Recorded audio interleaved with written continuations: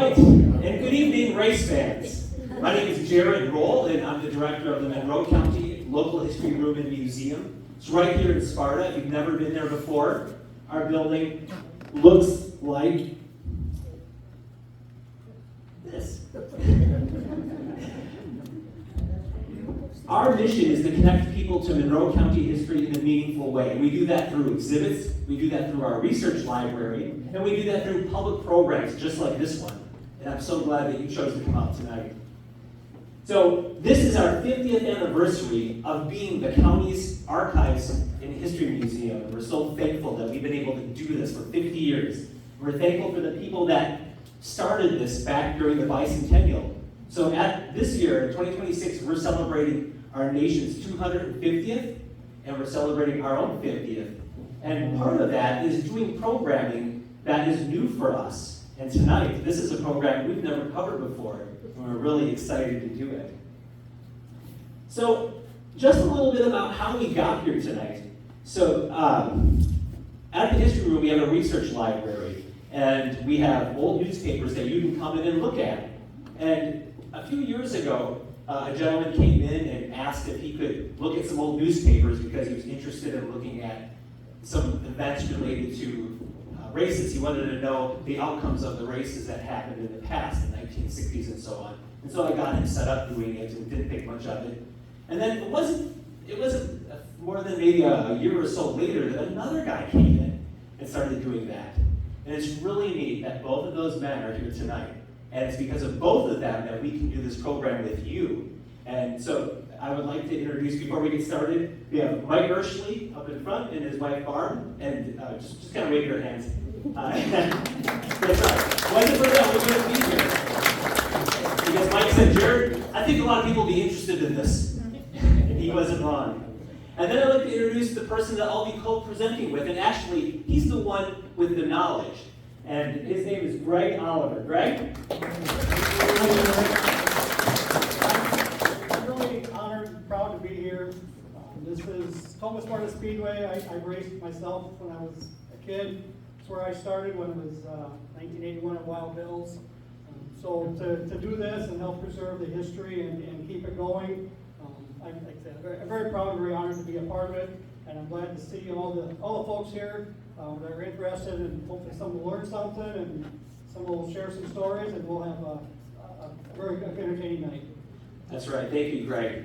So, like Greg said, like tonight, our job is just to review some of this history, but we know that there are those of you in the audience that have lived this history, and we'll be identifying some of you because I had a chance to connect with you before tonight and shared some photos with me, and some of those made it into the slideshow. Others are here tonight for us to look at. I know many of you have been looking already. So how we think about this, it's not Jarrod the historian coming here telling you the history. My job here is to create an opportunity for Greg to share this history, to me to be the person. My job, I'm like the person that comes along that doesn't know a lot about racing and you're trying to explain things to them. And so my job here is to ask those obvious questions along the way, and also just to enjoy and learn from you all too. So without further ado, we're gonna get the program started, and what I'd like to do is quote Father Dale Gruba. Father Dale Gruba, for those of you who don't know, he is a historian that has been chronicling the history of auto racing in Wisconsin, stock car racing for years, and he wrote a couple of things, but out of this book is a super wonderful, applicable quote to us tonight. He said, if you were born to love racing, you could not have asked for a better place to be born than central Wisconsin in the 60s and 70s. And that's Father Dale on the left with somebody, I'm not sure who, but maybe we'll find out along the way. So, Greg, let's talk about Tomah and the Tomah-Sparta Speedway. But before we can talk about the Tomah-Sparta Speedway, we got to go back in time a little bit, because as a historian, I'm always asking why. So why? Why did Tomah-Sparta get a speedway when it did? Before we can talk about that, we need to talk about what was going on in the nation that led up to it, and our own state and our region. So we're going to start by zooming out just a little bit. We're going to talk about World War II and post-World War II. what we have during World War II is we have a lot of young guys and men going off to war. When they're going off to war, they're learning skills. They're learning mechanical skills. They're learning how to fix jeeps and tanks and other things. And they're getting exposed to this world and then coming back with that confidence. And then they're entering a world that is full of excitement about cars, we'll say. What's happening is that the car industry is exploding. Car ownership from the year 1950 to 1960 doubles in the United States.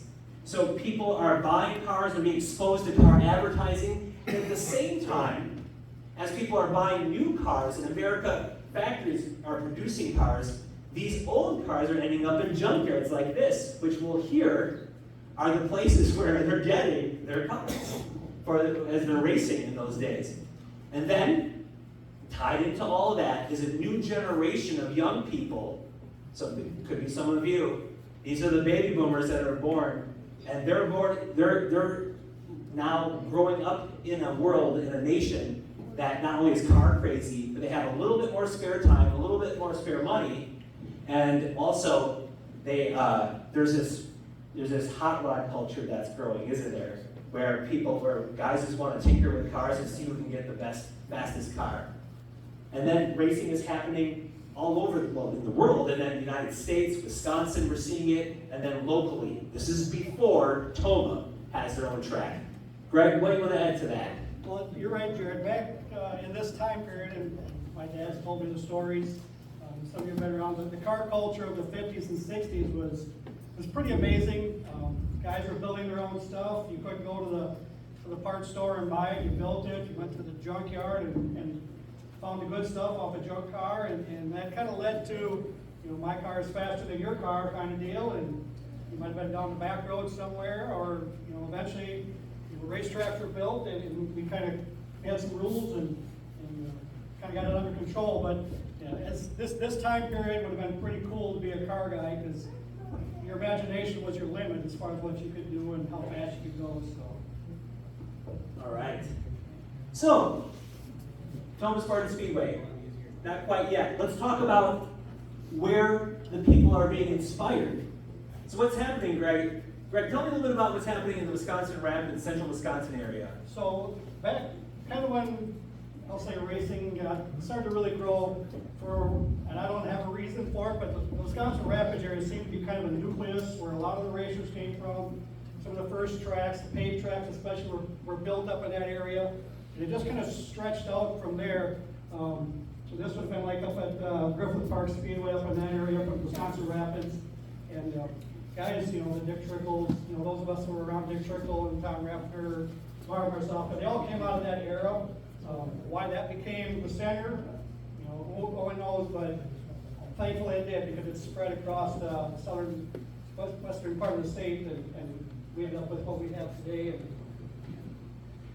Good. Yes, thank you for giving us that background. So this guy right here, he told the story back when he was a 9-year-old Wisconsin Rapids boy. He went to his first race at Crown Speedway. And what he said is that when I got there, I was flabbergasted. I thought it was the neatest thing. That race never left my mind until I was 16. I knew I was going to drive a race car when I was 16. That, of course, is Dick Trickle. I'm going to ask, how many, I know there's a lot of racers here, how many of you have felt that same thing the first time you came to a racetrack, saw those cars go on? I think every one of us that jumped in a race car once or twice knows exactly what that feeling was. So Father Dale gives a good quote about this time period. He said, this era of racing was an era of dirt tracks, $100 cars, and a case of beer for a rollover. Travel was extensive, and the payoffs relatively low, but a love for racing seemed to pull the drivers from one track to the next. So, is it time now to talk about the Tomah-Sparta Speedway? Not yet. Not yet. This is something that we learned new. We are always learning. But did you know that Sparta had a speedway before the Tomah-Sparta Speedway? Yeah, okay. Oh, you all right. I'm talking to the right crowd here. Tomah-Sparta Speedway, 1951.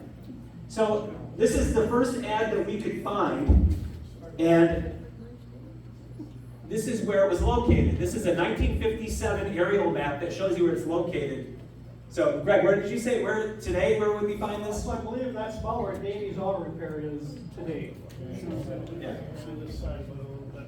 Yeah, so this is interesting. I'm just going to read this to you. This is from a 1951 newspaper article that says, something new in the line of entertainment for the Sparta area will be inaugurated Sunday afternoon when stock car races get underway at 12:30. The grand opening of the new Sparta Speedway is scheduled for that hour. Time trials are for 12:30, and stock car racing has proven exceedingly popular in all parts of the country. He has, and anyhow, it was their time to try. Now, there is this, it might be difficult to read that, but in short, we can only document the existence of this track operating for about a summer. Now, it may have lasted a little longer, we're not sure. Now, I was really hoping that Wanda Smith would be here tonight, because Wanda Smith posted on Facebook some time ago some very important history of this track. I'm just going to read what she said. She said, the oval sand racetrack belonged to my grandparents, Charlie and Bertha Sanders. My dad, Chris Sanders, and his 6 brothers built that track. My grandparents owned the land on both sides of the road on Highway 16 where the track is. The original entrance to the track is still visible. The track started across the road from the storage places. My sister and I played there many times growing up. So I understand that parts of it was still visible, like tires sticking out of the ground, not up until not that long ago. But it's an interesting thing that something that didn't last for very long officially still can be seen even today when we look at it. When we go out there, you might see a remnant of it or two. I've looked. I personally haven't seen it yet, but Steve over here shaking his head. So Okay. Must be pretty close to where I think it is. Yeah, so you may ask, well, why didn't it take off? Well, we don't have an absolute reason why, but we can kind of get an idea. This is an article that a notice that the owners posted in the paper later that summer, and basically they're saying, we're doing considerable work on the track to make it better, but it all takes time. We're going to construct a shield between the highway and the track so that those people who sit on the highway will either have to pay to see the races or go home. So there was a safety issue there, and there was an issue about people not paying to get in. So now we can talk about the Tomah-Sparta Speedway. This article is the first one on the right, the first documentation that we could find of it being in operation. It was right before they opened it to the public. So of course it had been worked on up to this point, but I'm just going to read briefly what it said. So again, this is in May of '64. They're getting ready for a Memorial Day opening. Assemblyman Kyle Kenyon, who's the secretary of the Tomah-Sparta Speedway, observes as the final grading is completed to prepare the blacktopping of the track and to get readiness for the opening on May 29th. The quarter-mile over track is located at the base of a natural amphitheater with bleachers for seating up to 3,000. 50 cars will compete in the opening race, and $1,000 in prize money is assured. This is how much it costs to get this started. Other officers of this $30,000 project are Alan Neese, president, Howard Chalmer, vice president, and Robert Shute, treasurer. The area is equipped with refreshment stands and ample parking. Races will be held each Friday night during the season with other special events and races scheduled. The neat thing about that is, most of you know the track got reconfigured in the mid-90s, and just the asphalt for that reconfiguration was $30,000. And they built the whole thing for $30,000 back in 1964. So, those not familiar with its location, it's also its current location. You'll know if you're driving on Highway 21 between Sparta and Tomah near Tunnel City. It's just right off of Flagstaff Road. So this is the first ad we could find advertising it. So it did open up in May. And what we've done here in the photos that we are going to show you, So the photos that we have are the photos that you have shared with us so far. And others have come in since we started this project. So please know, as we start showing certain racers, it's not because we favor anybody, it's just these are the ones that we were given. So I would love to get more for our history room archives, just putting that out there. But here, Greg, who do we have here racing, right? So we have Bo Bedminster, I believe in the 7th car, and in front of 26 is, I believe, Navy Fields on Port Edwards. So this photo here, I think this one that I got from a family, and I'm pretty sure if it's not opening Friday night, it's pretty close to it. Obviously, you can tell how black the pavement is yet. Everything is kind of cleaned up around there. So I think this is probably early 1964, right after the track opened.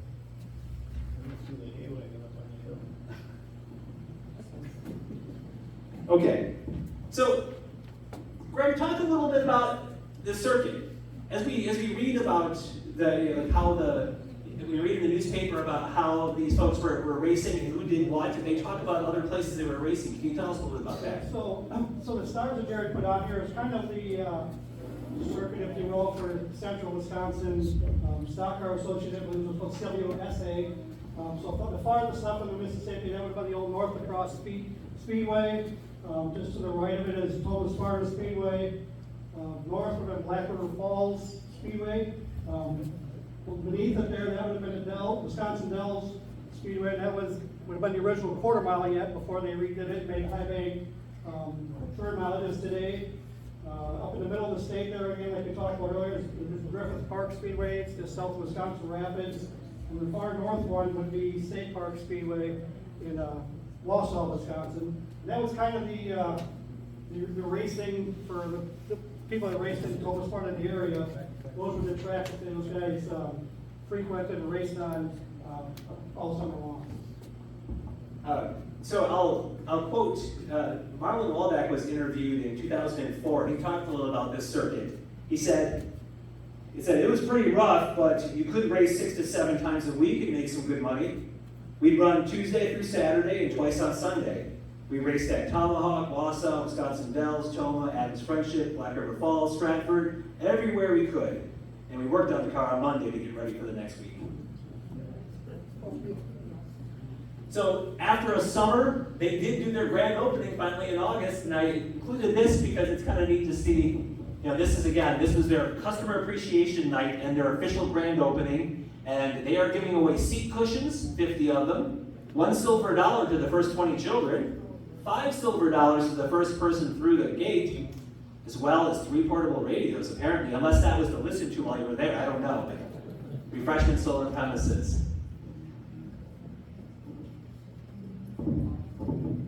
So as we look at some of these photos from that early era, I'll read a few other quotes from the men who were racing there. This is again from Marlin Walbeck, and he talks about what they were, could you make any money? Walbeck says, the one year I raced in the early 60s, I made $35,000. That was really good money back then, he said. We only had 500 or so in the car, and the races paid anywhere from $250 to $500. So yes, you could make some money. Plus, you didn't have to buy tires all the time, so expenses were low. I used this one set of tires during one summer in the 60s that I raced. You can't do that now. He goes on to say, how would you describe the camaraderie or the competition among these guys that were racing? Because again, they're all doing the circuit. He said, it was a rivalry on the racetrack. It was hard racing, good racing. But in the pits, everybody was friends, and everybody would share with everybody else. He said that early racing in this era was pretty tough, though, because no one had any experience. Very few were considered professional at all. And he goes on to say that racing then was a pretty rough game. Pretty rough. It was almost like a demolition derby at times. It just seemed to start out rough, and pretty much it was a slam bang affair.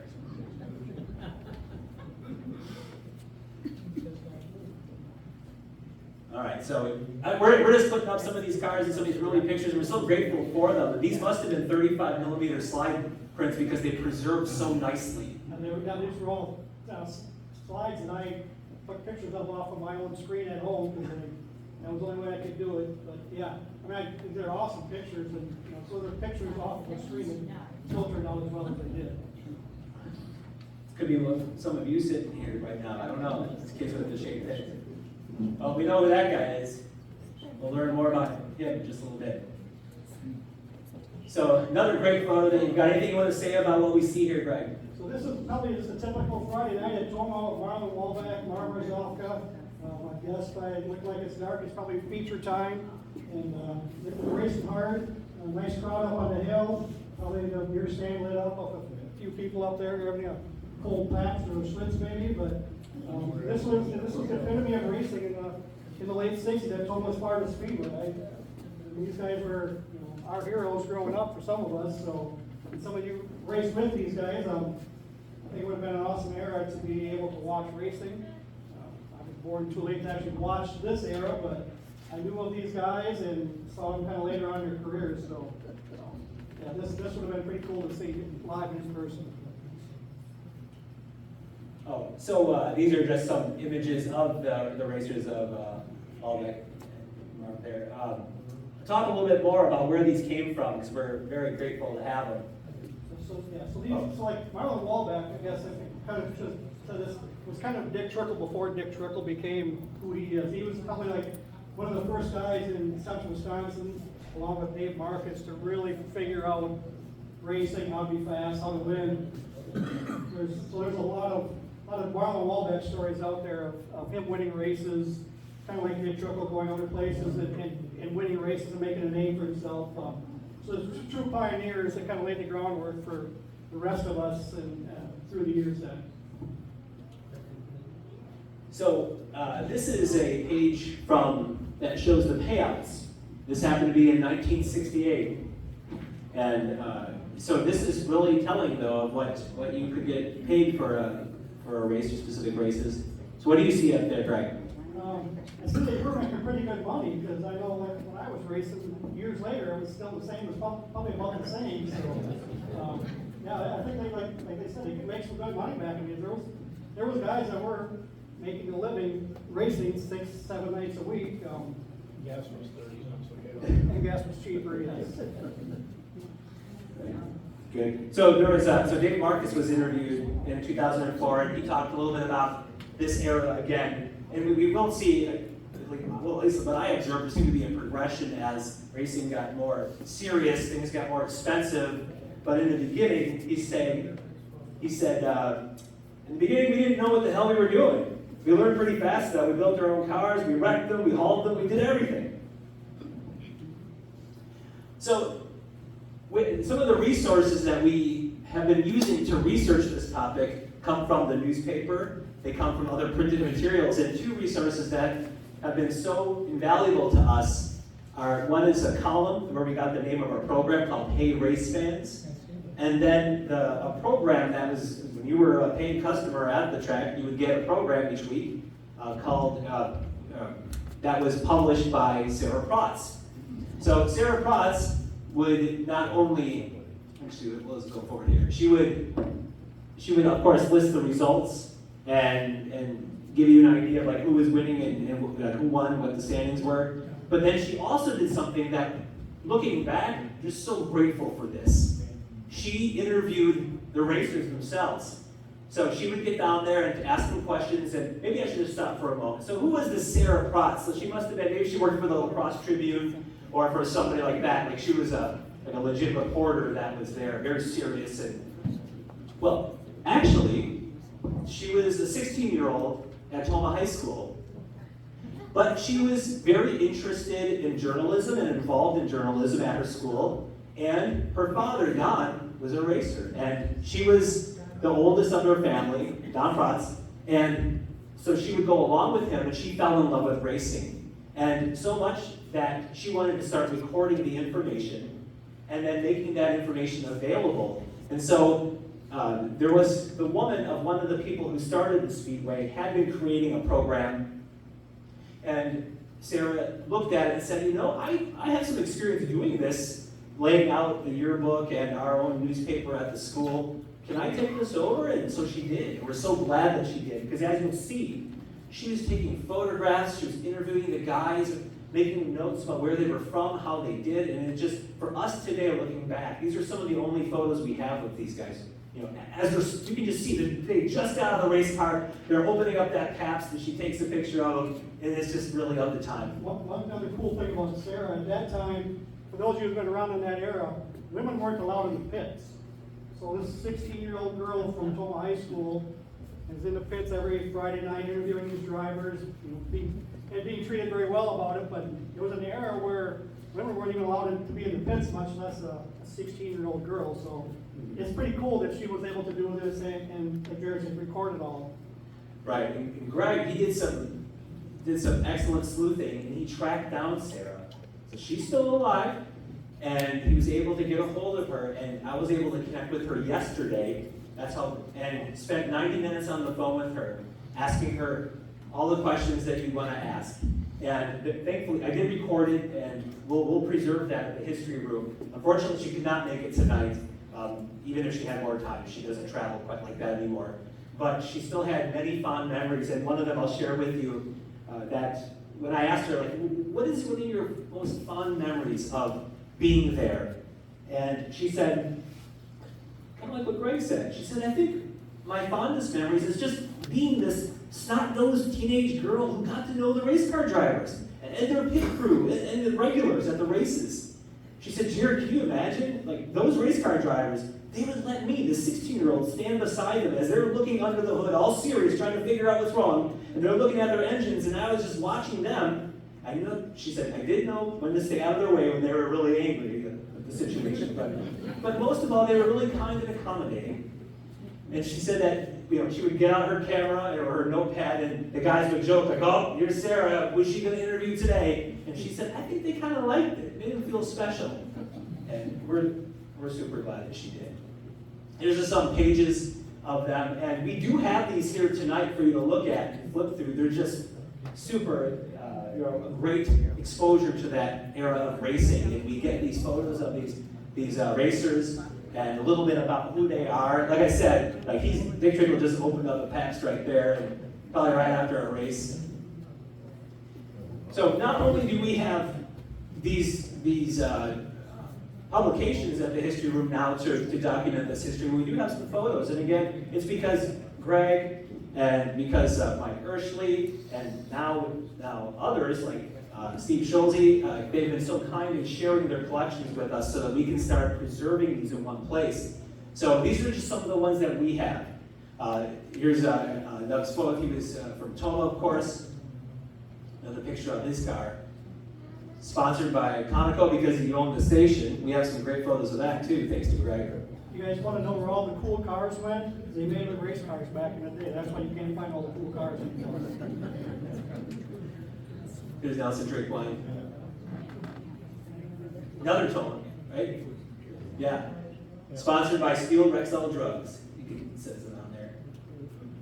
Here's Don Protz. Here's Sarah's dad. She told me some stories about him racing, and we'll make sure that we document. So, something else I want to share about this that is just, it's an interesting thing for a guy like me that didn't know a lot about this early racing. She said, you have, this is quoting Sarah now, she said, you have to remember that most of these guys, they were just everyday guys, but they had a love for racing. They would travel 4 out of 7 nights of the week to a different track in the circuit. And they would drive all hours into the night and then have to race back home again, get some sleep, just to get up in the morning and go and do their regular job. Now, her dad, Don, he was a hospital attendant at the Tomah VA for many years, and he was doing that on second shift. So his shift started at midnight, so he tried to squeeze in a race where he could, and then go to work. It's pretty interesting. There's Rick Myers. If you can't read it, I'll say Rick Myers in Tunnel City. Rick Myers is in the car. We don't know who's standing next to him, so if you know, let us know. From 67. Larry raced his first car. He was 17 years old. Now here's Larry with his second racing car that he bought from Dale Walworth. 67. It says Larry's got himself a 57 Chevy, number 67. He's from Tomah, and it seems to be proving some. oh, sorry, tough competition, thank you. Here's getting towed probably to a race. 68 years later, isn't it again? We happen to have some of those. So if you have some of guys that raced around here, or especially if they're from here, boy, we would love to get our hands on those. Here's Wayne Kelson in the 7 Special. These were taken 66. Nelson Drinkwine, the Spirit of 76. So Greg, if you need to jump in any of these, you let me know. This car right here, the chicken coop, actually still exists. It was found years ago, I think, in a pasture up by a Holman area somewhere, I believe it was. The car has been found, rebuilt, resurrected, and so I don't know if they get it out too much anymore, but I know when he first got it done, he had some car shows, some vintage racing events and whatnot, but the chicken coop, if you remember it, it does still exist. The chicken is not swimming there. But the chicken is no longer in there, yes. Right, and when you're finished, when we're done, I would encourage you to come up here because some of the materials that we've been mentioning are up here, as well as some models of the cars we'll see, and the chicken coop is one of them, and Mike and Barb will be here to tell you a little bit more about those. Something else I just wanted to do, actually we'll shoot forward here. Fox, this one is also in model form here. I think that this car here with Everett Fox, I believe, was the first track champion at Tomah-Sparta Speedway in 1964. I know he was, I'm not sure if this is a car, but Everett Fox was the first track champion. So I'm just going to quote something from Dick Trickle about these early days racing at tracks like Tomah-Sparta. He said, "In those days, it didn't cost anything to race, and the payoffs were fair. You could actually make money racing then, and it was to your benefit if you were the car owner. Gas was 25 cents a gallon, and the parts came out of a junkyard. The tires were $2 a piece, and sometimes free if you would just take them away. And it paid anywhere from $100 to $300 to win a feature. But the problem was that it was so seasonal. It was May to September, and there were 7 other months that you had to support a family." Bob Bowen. This is a picture I think I got from you. Or no, this is from Steve. We're mixing them in a little bit. He's from Sparta. Lauren Iverson, $3 car. What's the story with the $3 car, Greg? The story I was always told about the $3 is that's how much Lauren won one night racing, and he made that his car number after that. So. Whether it's true or not, I'm not sure, but it makes for a great story. Yeah, another one that was $3 plus tax. Here's a few others that may have been mentioned so far, so I thought I would just include their pictures. Their names come up quite a bit in these listings. Tom Ruffner and Dave Marcis. And some of these have signatures on them, so that must have been something that you did like that. Got their signatures, okay. All right, then of course there's Dick Trickle. So for those that maybe in the audience that don't know, can you tell us just a little bit about him? So Dick Trickle, and most people probably in the whole country, in the United States, would consider Dick the greatest short track racer that ever lived. He started out obviously here in central Wisconsin, racing tracks like Tomah-Sparta Speedway on Friday nights, and he made the circuit. Every race he raced a lot. He ended up racing all over the country. Short track racing, California, Florida. I don't think there's probably many tracks in the country he hasn't won a race at. And he finally made it to NASCAR. I think I know he was the oldest rookie of the year ever in NASCAR, but he finally got there. And so, yeah, Dick Trickle and slide before Dave Marcis. We've had racers come out of Tomah-Sparta Speedway that have made it pretty big on the national racing scene. So it's cool to see stuff like this still happening. For that Monroe County connection, we love how his car said TP Supper Club because of his business relationship with Francis Kelly. And there's a story that Dick Trickle did tell about how they met, and I'll share that with you right now. So that's Kelly on the left, obviously. He said, "Kelly watched me race with no money and using junk motors. I was always in contention to win, but lost a lot of races because of these junk motors. I guess he got sick of it because one day he came over and asked, 'What would it take for you to win?' I told him a motor, and he told me, make up a list of parts. When I showed that list to him, he asked me, well, who's gonna build it? I told him I could, but I was just a junkyard mechanic. So I suggested Alan Kowicki's father, Jarrod, who was with Norm Nelson at the time. Kowicki built it, and I ran it for 2 years without a problem. So then, in 1968, Trickle ends up getting Rookie of the Year award from the ASAC, the United States Auto Club, and that's a great photo.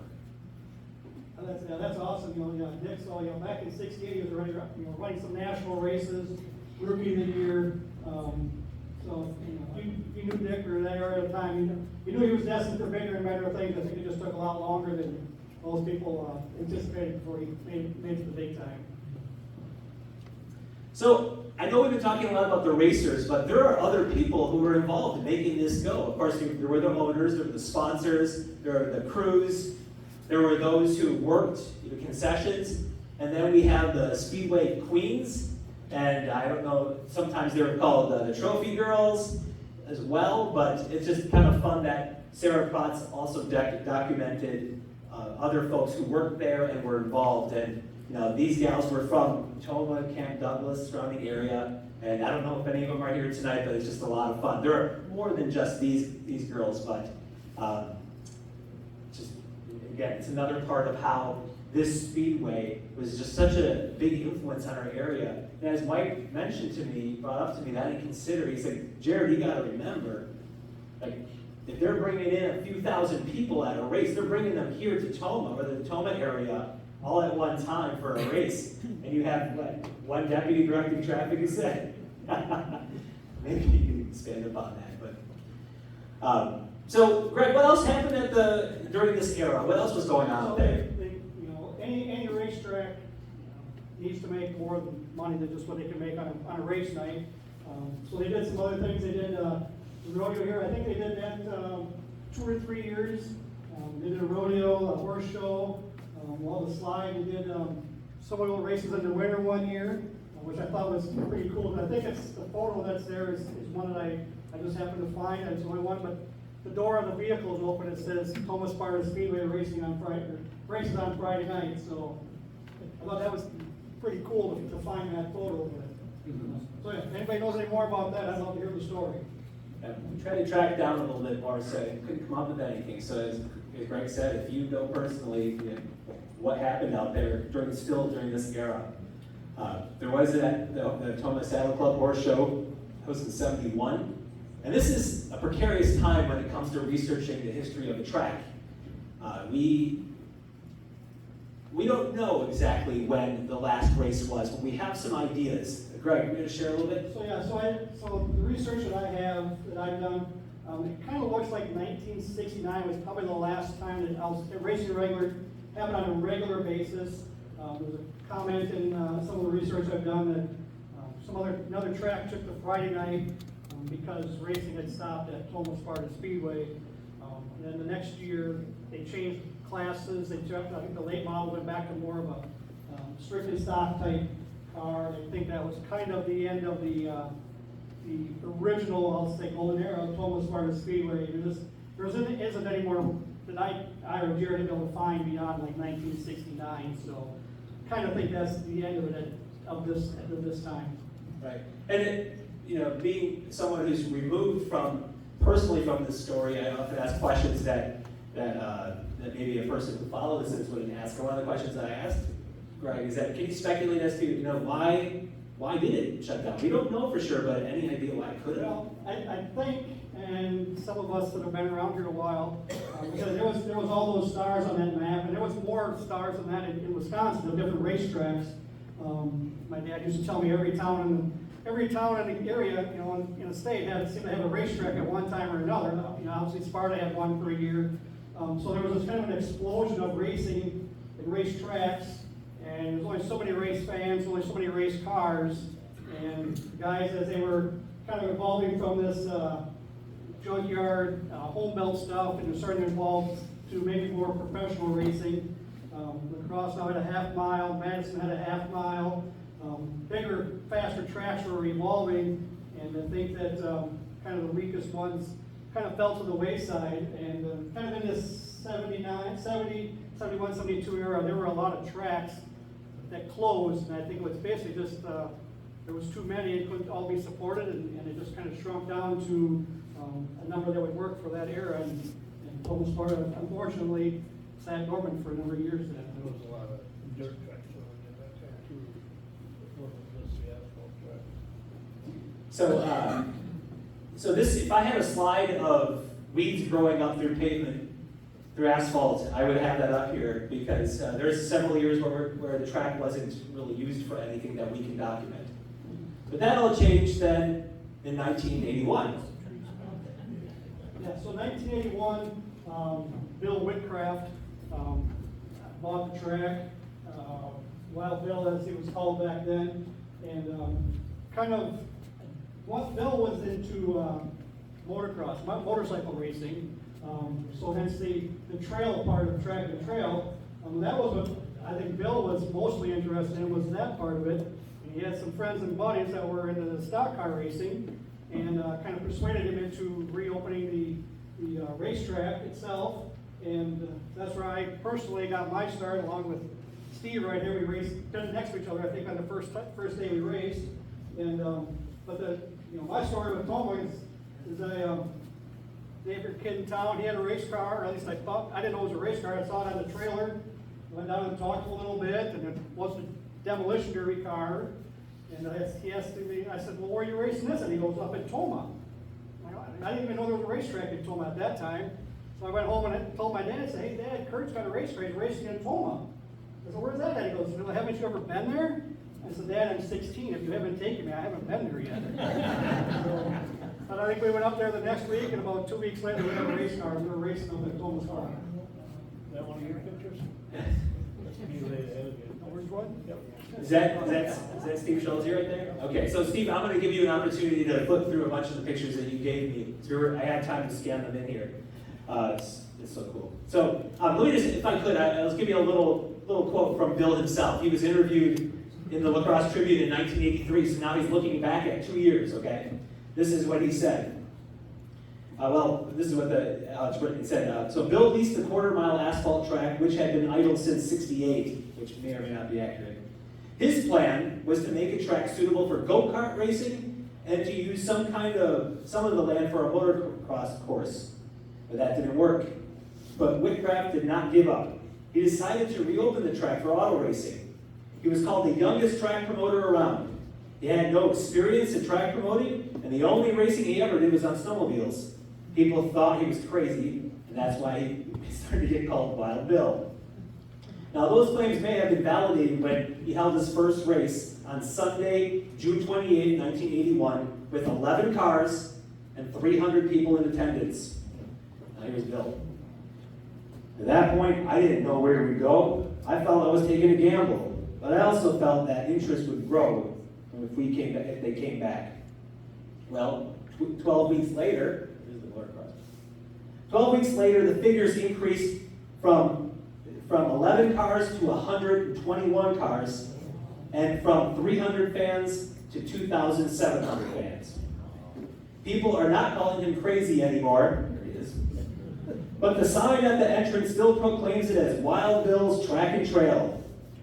Why he got involved in this? He said, well, I was trying to help out the area. Who, at the time, he was an unemployed truck driver when he began the venture. He said, it was a change, something other than baseball or softball. I wanted to get racing back to the local people. But it had to be a low buck, basically because of the way the economy was. I had to keep it simple. That way a guy can make $1 or $2 and have a good show. We're trying to keep it, he says, we're trying to keep this pretty crude racing. Not ugly racing, but we want to keep the price down. And just as the track is in low budget, so are the cars. Whitcraft said that the average driver, I don't know, you guys, Greg and Steve, you guys can confirm this. He said that the average driver has between $500 to $800 invested in their machines. I wish. That would have been in 83. My first car, I think I probably had a couple $100 into it. Yeah, he said when they first opened in 81, 150 to 300, he estimated how much people were putting in their cars. I think they had more in beer than they did in the car. Yeah, more beer than a car. So this is some good crowd footage right here. Look at this. That's more races. Greg, what would you like to say? You were there. You were racing. So, yeah, so this was my start on the race cars like this. They were called bombers at the time because of Fort McCoy right next door. They had the bombers flying over the track, and the story I was told was Bill thought that was a pretty good name for the class of cars that raced up there. And I do remember we went up there the first time. A couple hundred people on the hill. 15, 20 cars, and by that last Sunday afternoon, because there were no lights or anything. It was daylight Sunday afternoons only. The pits were packed. You saw the pictures of the grandstands. That first summer, that place was the place to be. Everybody that had anything to do with racing, I think, was there at one time or another. But look at the cars. And there's this, whenever you kind of throw back to that 1960s era, whatever you could find to make a race car out of, that's what we did, and we had a blast. I enjoyed it, and I think that's why most of these guys are here, is they remember racing starting like that. That's so cool. And what we'll do is that when we finish like the formal part of this program, if anybody here would like to share a personal story about racing here, we'd love to hear it. We are recording this, so we'd love to hear that story, but we'll hold that off to the end. What do we see here, Greg? So this is just the grandstand looking up from inside. I can't say for sure, but I'm guessing some of them buildings were left over yet from the original racetrack in the early 60s, and they just kind of cleaned it all up, and good crowd up there on the hill. Nice thing was that one still had some shade trees. Racetracks don't have much for shade anymore, but that was nice on a Sunday afternoon. That old outhouse, the first time I went in there, Dave Marcis' name was scrolled in with that. Yeah, Dave Marcis had left his signature in the old house that was there. The old outhouse door, yeah. Some more photos of it. I knew we were big time because the Checkered Flag Racing News started coming, and that was kind of the premier racing newspaper in Wisconsin. And it didn't take long for the Checkered Flag to show up every Sunday afternoon. Kind of made, as a young racer, made me feel like we were pretty important. A newspaper like that would come on a Sunday afternoon to capture our events. What were the payouts? Well, so the rule was in my family, my mom and dad, my two brothers and sisters would go to the track. We rode in the back of the truck, tow bar it up there. And if I made more than $15 on a Sunday afternoon, on the way home, we stopped at Tasty Treat in Sparta, and I had to buy ice cream for everybody. How many times did you make $15? I'm guessing we probably stopped at least 3 or 4 times that summer anyway. There you go. Yeah, so my 15 didn't go very far. Just some other photos of what we have here. And Steve, I do have some from your era here too that you'll be able to talk us through a little bit. Just let me know if there's anything you want to add, Greg, otherwise I'll just kind of move through these. So this would be the next era.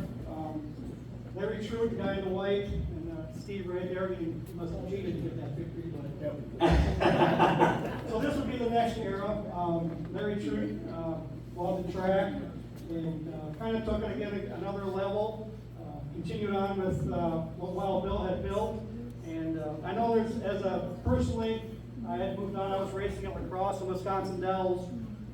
But these racers here that came out of Tomah, Mitch Leiden back there and some of those guys, when they came to lacrosse or the Dells, and they were racers, they had good stuff, and they were beating us. Kevin Doolman raced with those guys a lot. So this racetrack proved to make some very good racers. You learn to race, a tight little quarter-mile track, and like I said, the respect for each other. Race with what you had, but it produced some really, really good racers through the years. if I may, I'm glad you brought that up because there happened to be an interview in 1983 with someone who I guess would fit the idea that, you know, this, what Wild Bill tried to do, it seems to me when I read his words in the different places where he's interviewed, he said he wanted to have a racetrack. He's like, it's not going to be fancy, but it's going to be for you if you don't have a lot to invest, and you just want to try this out. Because maybe you'll try this out, you'll really love it, you'll get good at it, and then you can go to the next level. So there was a guy named Al Voss from La Crescent who was interviewed in 1983, and he said, He said he was one of those guys. He's like, I always kind of wanted to race, give it a try. This was a low entry point. So Al says, racing here was everything I thought it would be. It was a real thrill. The track was better than West Salem for me because there was no Dick Trickle here at that time. Like where Dick Trickle was racing, everybody else was going for second. But here, there were 35 others with the same budget as I had. Voss said he put about $700 to $800 into his Impala that he was racing at the time. So this was '83. And he said that most cars have nearly double of that at the Interstate Speedway in La Crosse, that you're going to have to pay up to race there. But this is what Al says. He said, I don't think I would have gotten into racing if it wasn't for something like Wild Bills. I don't think that my wife would have gone along with it, and I could have justified the expense, just starting. He said, I'd like to learn what I can this year at Wild Bills. Then, I'll race hobby stock next year, and this is a good place to start out. I'll have to see where it goes. And I wonder how many guys could say that. There's a lot of stories like that, a lot of us in here, in this room, that it was the perfect place to start because it wasn't the track that you were spending a ton of money on to go. It was what you could run on a Friday night out here, go to work, kind of deal, and get the local drinking establishment to sponsor you, maybe the Ford garage in town or whatever. But we went and had fun with it. Larry Truitt, his son Dave, you heard that name? He's now, I believe, the all-time feature winner now at the Dells. Again, carrying on that legacy from Tomah-Sparta Speedway, where he turned a lot of laps over the years as a kid and just progressed on. So again, another name from Tomah that's gone on elsewhere and made a good name for himself. Steve, we'll come back to this. This is in your series of photos too, so you can highlight the special people in this photo. I included it here because I didn't have any others of Larry Truitt, and I wanted to include him because, as Greg said, that's the progression now. So now we're going to get into Excalibur Motorsports. And Excalibur, Dave Thompson bought the track in, I believe, like 94, 95 it was, and he's the one responsible now for reconfiguring to what we have the racetrack today. It's slightly larger. You can see way down on the far right-hand side is the original racetrack from 1964, and then you can see a better part of it there. That's when he made it bigger, leveled off all the concession areas, pit areas, all that. So he cleaned all that off, built all new kitchen, bathrooms, concessions. So this the 5 or 6 years that Dave had it open before he had some health issues, kind of rebuilt and remade the track. Some will say for better, some will say for worse, but it kind of depends on the era that you raced at, I guess. But this gentleman here, it was called the Mid-American Truck Series back in the day. Bill Preetzel. It's kind of cool that he's here winning a race in Tomah at Excalibur at this time in Tomah. Bill has raced all over the country and just about any kind of race car you can think of. I hate to guess the number of tracks he said he's raced at. I know he's pretty proud of winning a race at Tomah. I think it was probably a bucket list thing for him at some point, and he's got the trophy and the flag here. This is a generational photo, if you will. It's one of the Sauter boys. I'm not sure which one, but the Sauter family has been around racing for as long as I can remember, and there's still Johnny Sauter's probably 17-year-old son now is still racing, bringing the next generation on. So it's kind of been the cool thing about this racetrack and racing. It's generational. I mean, a lot of us, our dads raced, our grandpas raced, our kids might race someday, but so this is kind of another generation of racers at Tomah-Sparta Speedway.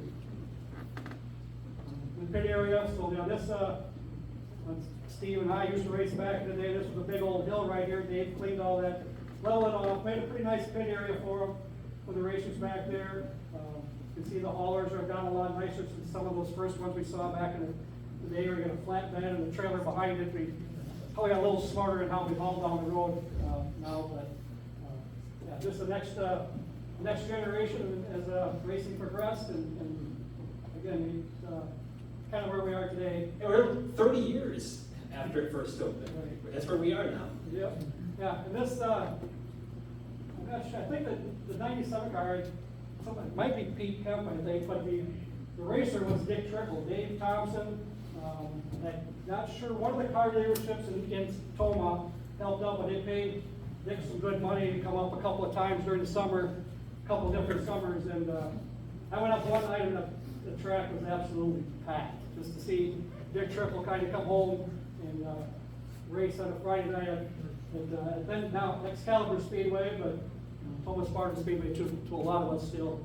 So that was pretty cool to see Dick come back, put the car in victory lane, and kind of bring a full circle for himself.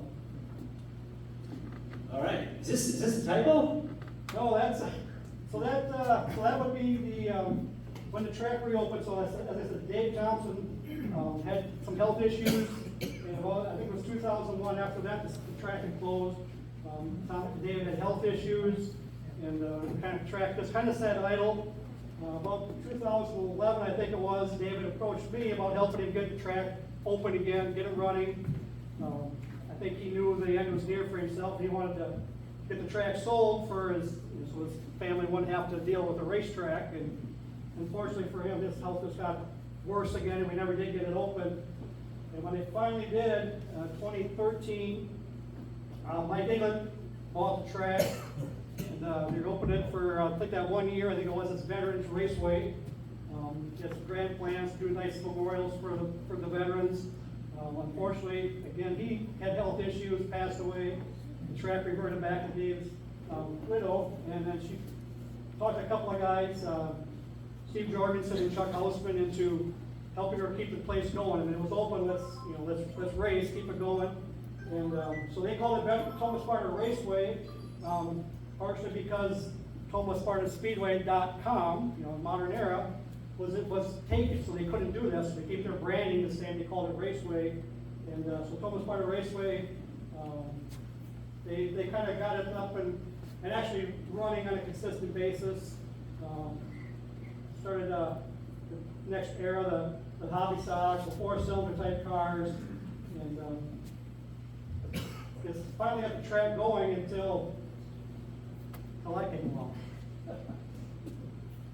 Yeah, so they introduced, you saw the modified there. They kind of reintroduced back on the So part of Tomah-Sparta Speedway in this era was, the cool thing was is they introduced these open wheel modifieds to pavement in Wisconsin again.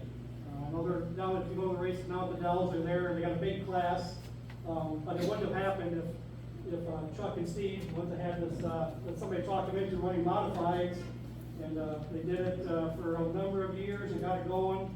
These guys went to the Dells and showed them what kind of show they could put on, and they adopted the class. So if you go to a racetrack and you see pavement modifieds in Wisconsin, Tomah-Sparta Speedway brought that back.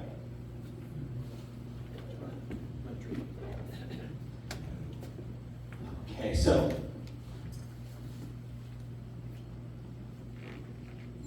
Tomah-Sparta Speedway era. Back. Yeah, so this was the time then when I got involved. I finally had enough people twist my arm. They asked me to run it, and I guess for whatever reason I thought it was going to be a good idea to do that. And what you don't know, I guess. And so I started that first year. Probably late winter, I decided to go ahead and do that. Take over the track, lease the track. I wasn't, told people I'm not the person to buy it. I'll lease it and try to keep it going until somebody can come along and buy it. That's my wife Stacy on the right. She helped me a lot get this thing up and running. My dad, he said when I told him about it, he was still working part-time, doing other things. He said, I'm not going to have any time to help you. You're going to have to do this on your own. I said, no, I get it, Dad. I'll do it. I think I maybe did one day up there by myself, and Dad was with me for the whole 7 years we were there. His pride and joy was, if you were ever there, the infield was mowed. It looked beautiful up there on the grass. That was his. We didn't make it look good for the fans because we didn't have the money to invest in a lot of things, but we tried to make sure the fans had a nice place to go to watch. The race was a good place to race. We tried to reintroduce late models here. Have been gone from the track for a number of years. We brought in the Central Wisconsin Racing Association a few times, Big 8 late models, just to try to elevate what we were doing on Friday nights, get some more eyes on the track, get people to talk about it again, and we were fairly successful at getting cars and people to start trickling back to the racetrack and continuing, the legacy of those guys from back in the '60s. And Dad even had Dave Marcis come. He was up there one day mowing. Dave Marcis came back, got his picture in Victory Lane. We had the track. He just wanted to make sure it was still there, see if it was still there. And he came back, and he told my dad a couple of stories and went on his merry way. But it's pretty cool that Dave Marcis, after all these years, came back again just to check on us. So this was probably the CWA again. I had put this picture here. There in a race that I'm not sure, somebody else could probably elaborate, but there was a race way back at the very beginning. I think it's no coincidence. They had the same last name, so I'm pretty sure it had to be some relation again. Again, it's just a kind of a cool, next generation racer type thing at Tomah-Sparta Speedway. We introduced the 6-cylinder class. We had some help getting that off the ground. And when we got there, it was kind of in its infancy. Lacrosse was doing a little bit. We brought it along. It took off really well for us. Another part of that is the high school racing. Kids in high school age, obviously. We brought those kids along up there. And in the state at the time, we had the highest car counts of 14 to 19-year-old kids anywhere in the state running with us on Friday nights. So again, we tried to cater to the people that work Monday through Friday and have enough left to come race on Friday night, and we were successful in doing that with the cars we ran. This was probably one of our crazier ideas. I had done, this was an enduro. For those of you that don't know, it's 60, 70, 80 cars on the track, all at one time. It's either green flag or red flag. It's either racing or stop. We don't tow the cars off the track if they wreck. We just get the drivers off to safety, and everything becomes an obstacle to slow you down. So we did with enduro in the fall, and somebody, Greg McCarthy, who runs the Madison racetrack, called Matt Rowe from the Impact Survival Series, and said, I know where you need to have your New Year's Day enduro. Tomah-Sparta Speedway. So we did it. And I think that first enduro, I think we had 90 plus cars on the track.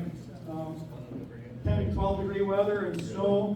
But we put on one heck of a show, and I'm not sure how many times, we must have done it 4 or 5 times. And it's always fun, but we were the first race in the state every year, the years we did it, because we were dumb enough to do it on January 1st. So this is modifieds, Bill Shaw here, in a nice looking car. Just what we just try to continue to do what Chuck and Steven built, and just keep on building going forward for the next racers, the next generation, the kids, and just keep working at it. This was way back in the beginning there. We had a picture of Marlin Walbeck and Marv Marzofka. Well, this is Marv. We did an event with the Central Wisconsin Racing Association, the late models. We did a Marv Marzofka night, and that trophy he's got right there is his 1965 Tomah-Sparta Speedway Track Championship trophy, which I'd like to have on my trophy case someday, but I don't think he's going to give it up at all. But, so it was neat that Marv was able to still have that trophy, brought it back to that event, and a couple of replica cars for him. And I think he had a great time. I think he still comes back for that event when they have it up there. But yeah, that trophy is pretty cool. This was obviously the hay race fans. The first year I ran the track, I tried to do what Sarah did with less success than what she did. But again, a tribute to Sarah for kind of a pioneer of the hay race fans thing. We just did the points. We didn't do any fancy pictures like she did or interviews, but try to have something for the racers, the fans, to take home with them to bring back to events like this or reunions or whatever, wherever you're at. Maybe your grandson or grandkids someday will find it in the basement somewhere and think it's pretty cool. Or it'll end up in the archives of the County History Museum. Yeah, so then now in the fall of 2024, the track was purchased by Tim and Amanda Brockhouse. They live up by the cities. They're huge racers. They race Legends dwarf cars, little 5/8 scale cars. But Tim had always wanted to own a racetrack for a long time. He would come down and race with us at Tomah 3 or 4 times a year when we did the Legend stuff. And he always asked me about buying the track, how much it was. And I'd tell him what I thought she was asking for, and that was kind of the end of the story. In spring of 2024, he called me and asked me the questions again, and we talked for a long time. I said, God, Tim, do you want me to give you the realtor's phone number? So he said yes, I gave it to him, and I think August of 2024, they ended up purchasing the track. So they are the current owners of the track, and I think they're basically just going to continue again what we have done and tried to just keep it going, make it better. They did some improvements to like the concession areas and the bathrooms. They added some pavement to the track. I think it's kind of a little bit more configured like that original track from 1964 now. What's old is new again, I guess. But yeah, it's kind of keeps we just kind of keep building what we're building, and I think it's going to be around for a while yet. We'll maybe have another one of these in 50 years. That's right. And I went to their website. I was going to screenshot the schedule for the spring, but I think I didn't go down far enough because it's the 2025 schedule. But their website is up and active, and I would encourage you to go check it out. So, what I'm going to do now, thank you, Greg. What we're going to do now is I'm just going to, so Steve was so kind to bring in just several photo albums and loose photos and other memorabilia from the track. And I said, since you brought them in, gave you a little bit of time, can I scan some in just to have you just talk through quick? So to have you do that, what I'll do is I'll pop them up. They kind of go, yes, you give the mic. No, maybe near the back though, so hold it right up to your mouth, please, like that. Yeah, these pictures are from, I would say 94, no. So just to, so what happened is that, so Steve he's sitting at the table in the library, the history room, and he's got his books, and he's kind of flipping through and he's pointing at some, and I'm with a post-it note trying to write down quick, and like post these, like, because I don't know, so if they're identified incorrectly, that's on me. No, they look great. Okay, and there are a whole mix of racers. Yeah. Just old cars I've had over the years. Been doing this for about 50 years, so there's a few cars there. That was one, yeah. That's Dean Pinnell in the front row with Tracy Bagstead, me and Mark Chandler, Dale Pinnell and Phil Moore, Phil Schreier and Danny Burrows, and then Jeff Burrows in the back. It was quite a lineup of cars. That was Jeff Farah. And that's Bruce Backus. And that was my first old car. That class was a whaler class, and if you were supposed to run a 3-digit number, that's how the O&O come about. A lot of people didn't know that, but that is the true story of the O&O. That's my brother Scott up on the outside, and Bob Fitzpatrick. That's me in the back. I wasn't there for very long though.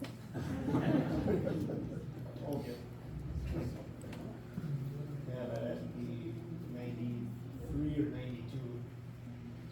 Yeah. And Russ is your. Yeah, Russ is my dad, the guy in blue hat, and Larry Truitt. Did your dad race as well? Yes, he did. Okay. He ran back in the 6th season. And that was a Clearfest parade. Still Larry's truck. What if he still has it? Huh? What if he still has it? Yeah, I don't know. So we saw this picture earlier, but I wanted to give you a chance to comment That on was it. 94 championship season at Tomah. That's my boy Cole in the red shirt. He's been doing a bunch of racing, won a few championships himself. That's Larry Bolster, he's here somewhere.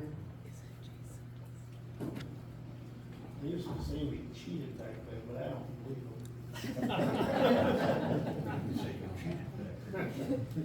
That's just another one. That's Dave Truitt in the back. Oh, okay. That back car back there was Dave Truitt back when he first started racing down there. Yeah, that's me in the front right. Let's see, that's another old car. I don't remember the year on that one. That was 90s, I think. Yeah. Same there. Okay. How many different sponsors did you have over the years? It all depended on how many bars I went to. That's my boy Cole. He's run the Crown Vic now twice, only this year, 2 years. They're trying to get that class going a little bit more, we need more cars, so that's an old school racing class. Just get a Crown Vic, and kick the windows out and put some roll bars in and go racing. Yeah, that's my 6-cylinder. Jay Raines driving there at Tomah. Okay. Steve, do you have any other photos with you tonight? No. So, Steve has a lot of pictures with him tonight. We're thankful for it. He has photo boards over here, photo albums. And what I appreciate too, Steve, is that there are many different racers from all over the circuit, and you have a jacket with you. Tell us about that jacket, if you would, please. That was a 94 championship at Tomah. 94 championship at Tomah. So just a little thing. So the history room is the county's history museum, and if you have memorabilia like that you want preserved forever, this is the place for it to go. Yep. We'd love to do an exhibit someday about it, but for now we'll do a program. A couple other things. I wanted to give, just wanted to open it up now to you and hear any stories that you have. If you race, if you did race, if you went to races as a kid. I mean, one thing that's been so special about this at the history room, people will, they'll come in and visit us for various reasons, and they'll see our flyer advertising tonight, and I can't tell you how many people came in and said, oh, I remember going there. I remember going there as a kid in the late 60s and sitting on those hardwood benches, and you didn't want to wiggle too much, you might get a sliver. But it was a good family night out in the summertime. So, but first I always wanted to pass the mic over to Mike and Barb, if I could.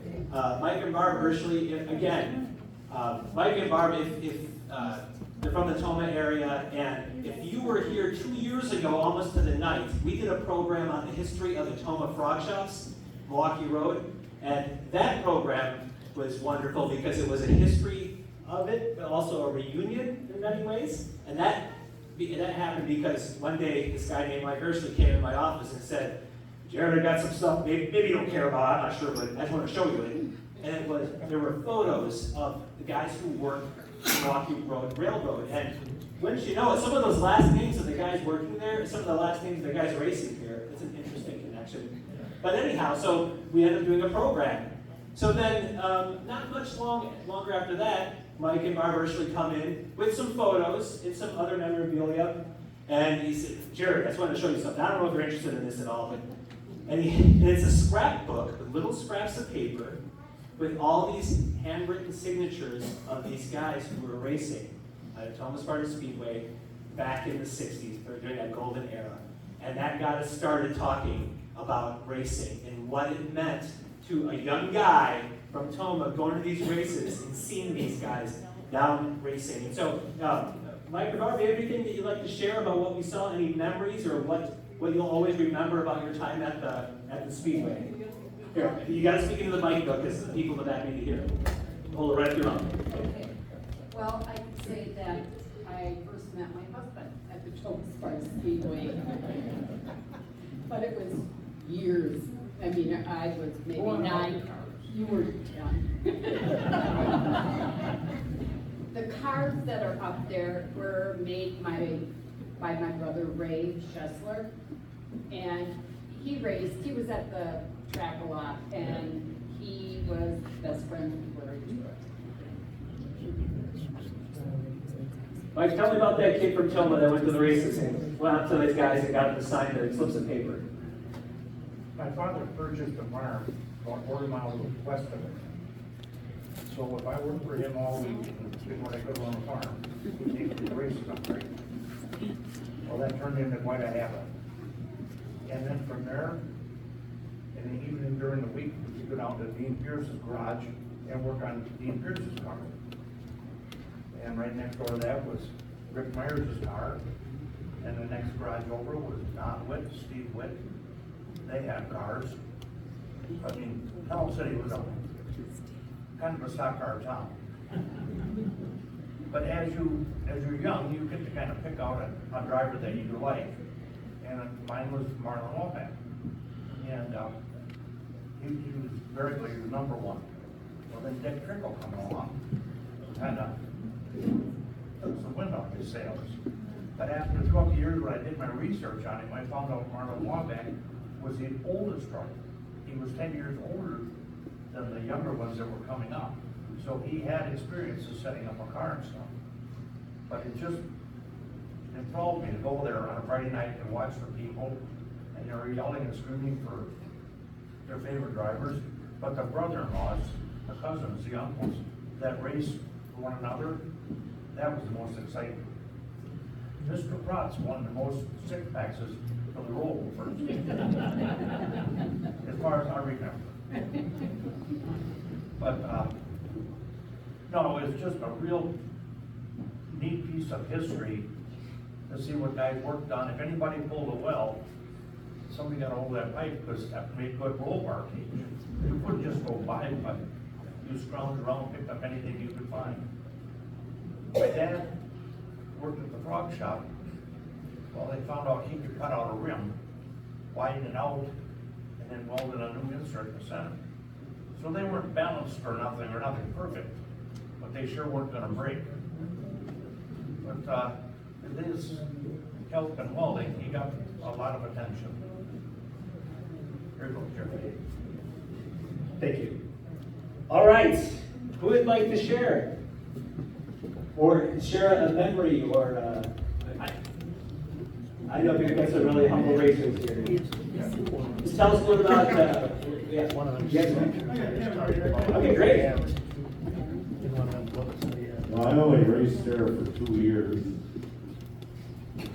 And I do have to say that that's the track, it was 87 and 88. But that's the track that I really learned how to race because it was narrow. And with the bumps, I always said you had to put an egg between the bottom of your foot and the gas pedal and don't break. Because you have to be so smooth. And it also told me, or taught me, how to run the outside. Because right here, right at the edge on the straightaways, and at that time, not to run off turn one because there was a disc and everything else down there. So yeah, that Sparta and Tomah really taught me a lot on how to run. I was track champion 87 and 88. And I also have to say, when you were talking about people running,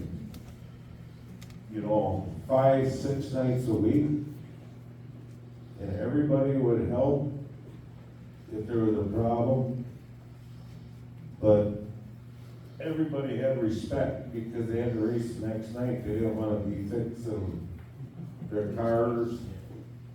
There was a lot of respect back then. And I think it was like Matt Kenseth, NASCAR wanted everybody out of Wisconsin. That's how Dick Trickle made it there so late. Because they had respect and they weren't wrecking stuff. Now, watch the races today. All the sugar daddies, these 19-year-olds and just wrecking stuff, but that's what, they got money, so that's what they want, but as I remember, there was a time that NASCAR owners wanted drivers out of Wisconsin because they race so much. So, I think that's all I got. Thank you for sharing. Thanks, Kevin. You bet. Thank you. All right, don't be shy. I got a guy right here that lived and breathed Monroe for years. All right, let's do it. When I took over, he came with the track, so. Okay. I guess I'm kind of fixture out there, and a reporter, track announcer again. Oh, I'm used to owning these things. Thanks everybody for coming out here. I don't have a single story that I can think of. Well, there's one, I guess I could talk about the eighties, early eighties, when I used to run out there with, one of the teams out there. It wasn't, we weren't high dollar or anything like that.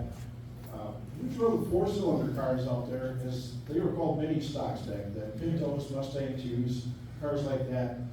That's where I broke myself in on racing. The words come hard to me, right?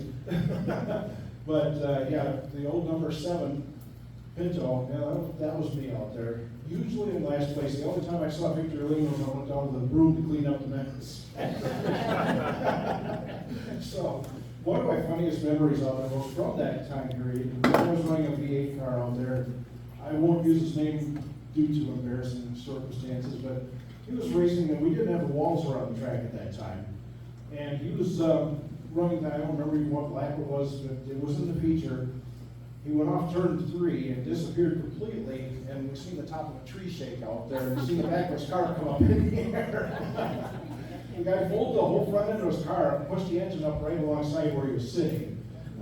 Needless to say, that car didn't run again, but the funny part was when he jumped out of the car, let the safety crew know he was okay, jumped up and down on the trunk, waving his arms, saying, "I'm okay, I'm okay." So, yeah, and I'm just gonna use his first name was Wayne. But, yeah, I could probably tell stories all night, but I'm sure you guys have better things to do with your time than listen to some old fart talking about old memories. So, come out there this summer, check it out. We're still running out there, and you get a chance to hear this guy. So, thanks again, everybody, for coming. Greg Oliver, I want to thank you for all the opportunities you gave me.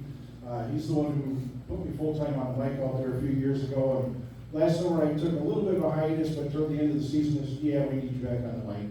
So I'm full-time again out there this year, and I couldn't be happier to see that track run again. And I'm doing everything I can to keep the place running. So thanks again, everybody. Greg, back to you. Thank you.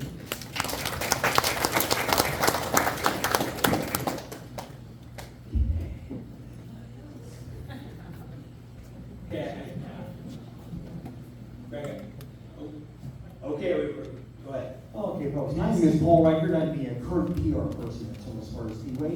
Actually, 2 weeks from tomorrow is opening night at Tomah, on the 21st. And I'll be in my 8th year at Tomah.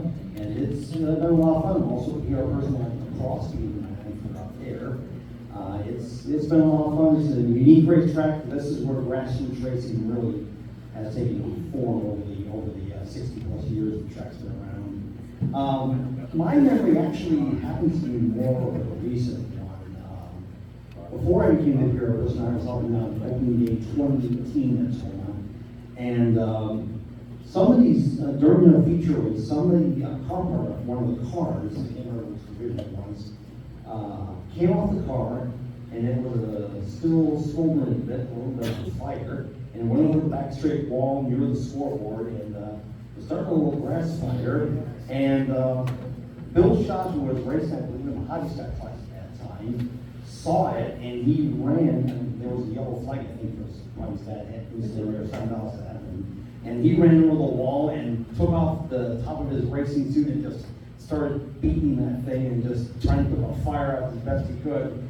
And that's how he got the nickname Fire Marshal Bill Scott. So that was a pretty crazy moment, and that was when Dan Dyker was still announcing there. He did announcing from 2007 to 2022 at Lacrosse and Tomah. And I learned a lot from him, also on his TV show, Seven Rivers TV show, and the Midwest Race Report as well, the radio show. But it's a lot of fun. It's a very cool track. We're very grateful for what Tim and Lynn Broadcast did to repave the track and bring the pave over the court while there. It's really picked up the pace there. The racing's gotten a lot more competitive last year since they did that. And we got the score from lacrosse, and actually we got that fixed about midway through the season. So now you can definitely read the lane over there. So we're gonna have to try to inform you as we go along here. But it's been a lot of fun. It's a great little facility, and looking forward to having you come out here Friday, May 1st, 2 weeks tomorrow, opening day. So make sure you come out to Tomah-Sparta Speedway.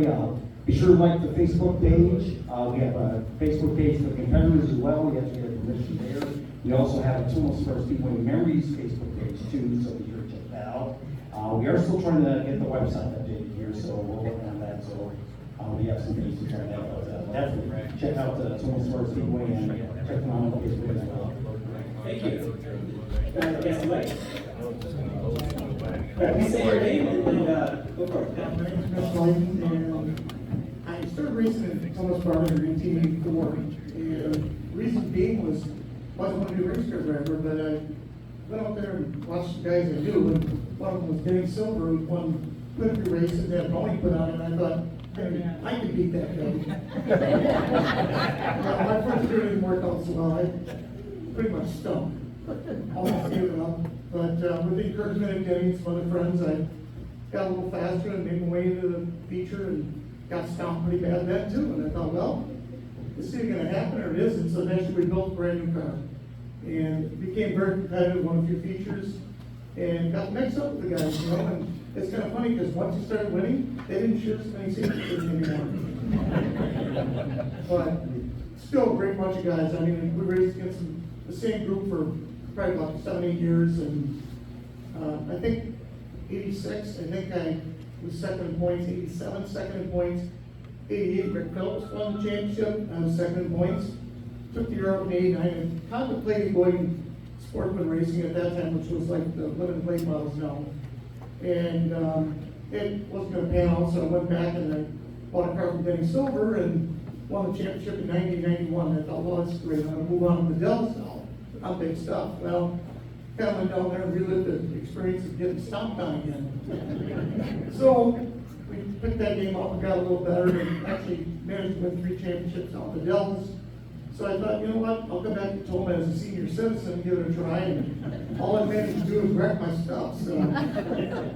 But, I mean, I have some great memories out of Tomah, some great racers, and Larry Troop gave me my first opportunity, because what he'd done is, he bought a car, I believe it was from the Phillips family, and, you were pretty young, see, Larry built a new car, built Monte Carlo, so Larry had this car, he said, I got an idea, I'm gonna let some young racers come in and try this, free of charge, you see what they think. Well, it worked. I got hooked, and that's how he became a racer.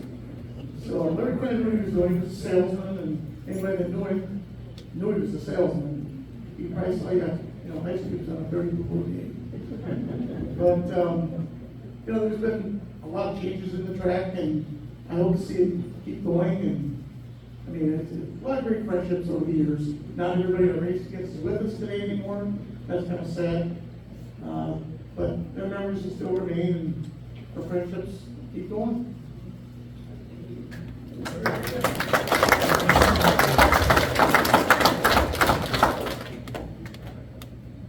Well, my name's Rick Phillips.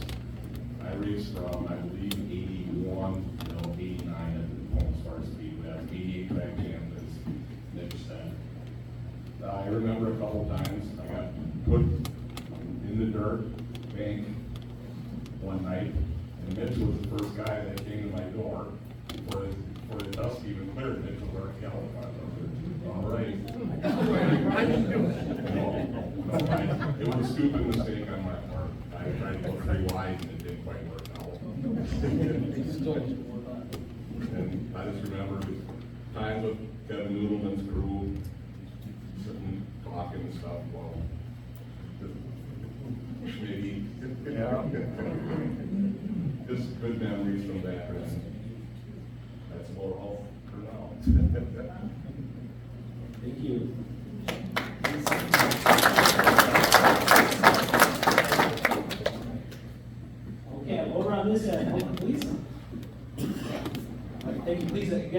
say your name and where you're from. I'm Marlin Anderson, and I grew up in Tunnel City. So I remember how dusty that road was, driving into the speedway. Oh my God. You couldn't walk there, it was horrible. We tried once.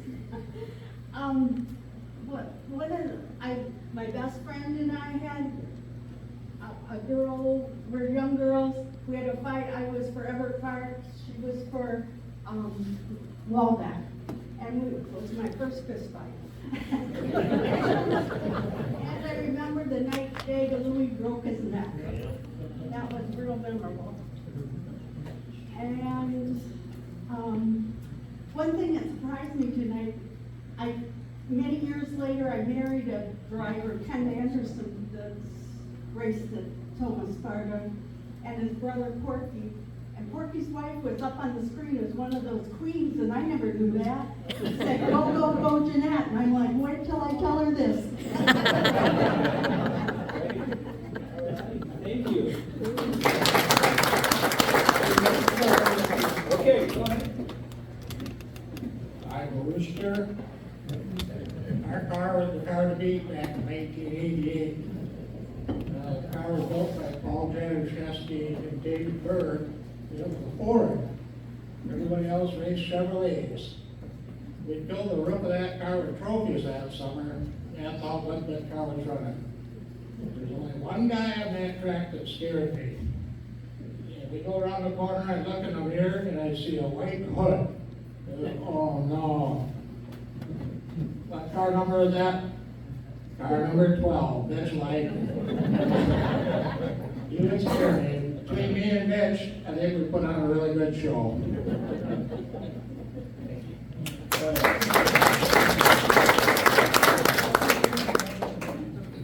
So for those of you that maybe you have grandkids or your own kids, or if I'm speaking to any of the grandkids or children of racers, if you would, take a moment to interview them and get them to talk, record it on your phone, save that file, or get them, or take notes, just encourage them to share their memories. And well, right now, we're all here right now, but you have to remember, this was 60 years ago that this started.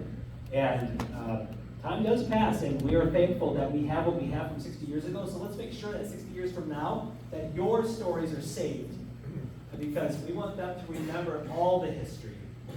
So listen, you guys have been so awesome and so patient, and we're not breaking up this party yet. We've got refreshments in the back, and we also have displays set up here. So Steve Schulze brought a lot of stuff, as I mentioned. We have Mike and Barb have brought items here for you to see. Some of those early 1960s materials are here. Bessie Kamisik is here with her photo albums, extensive collection that she can tell you about. And then Greg Oliver brought a lot of his stuff too. Gary brought his things. I'm jealous. I'm looking at some of this stuff. It's like, I hope someday that ends up in the County's History Museum, because we want to show that to the people in the future. But thank you again for coming out today. Can everybody give Greg a round of applause for all the work he did?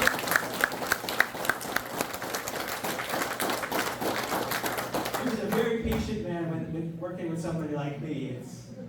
So thank you. He's very humble too. I don't think I even realized he was a race car driver until after we had spent several hours working together. Hannah, yes? You want to talk about our upcoming programs? Okay, so we have little quarter sheets for you. They're up by the, where are they? Upstairs. Or upstairs on the side. Oh, thank you. Little quarter sheet flyers. We have a genealogy class coming up the first Saturday. May 2nd. May 2nd. And then we have a gravestone cleaning workshop in June. And so you can see all about that. History Room is open from on Tuesdays through Saturdays from 9 until 4. We have free admission, and we'd love just to meet you personally. So don't take off fast. Let's give a round of applause to everybody who shared tonight. One more time. Thank you all here to the United Methodist Church for letting us use this wonderful facility. Thank you for letting us be here. Everybody, don't be in a hurry to leave. Please enjoy some refreshments and hang out and talk for a while.